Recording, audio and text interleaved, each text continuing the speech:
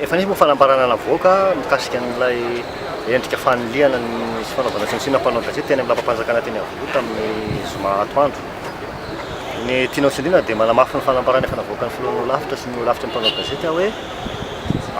atsaro amin'izay le fanipitiliana mpanao gazety rehefa atsoinareo izy dia mitaky ny lavitra ny mpanao gazety apetrao ny fandrindrana matotra amin'ny fandraisana mpanao gazety atsoina amin'ireny zava-mitranga lehibe izay ilan'ny firenena vaovao, ilan'ny vahoaka malagasy voataka an'ireny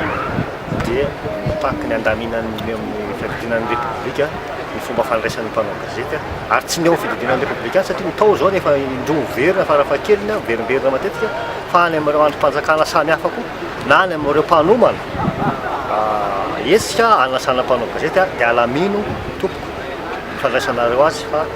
mamenatra eo amin'ny mason'ny zao tontolo izao sy eo anatrehan'ny firenena rehefa nipitiliana mpanao gazety ireny satria mba ny sahirana ilay mpanao gazety tonga mandeha haka vaovao kanefa dia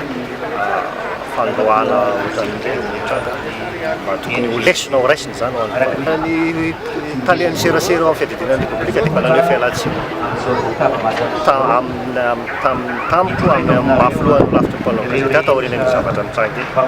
efa naneo fialantsiny izy ary engany ka anitsy zareo ao aoriana.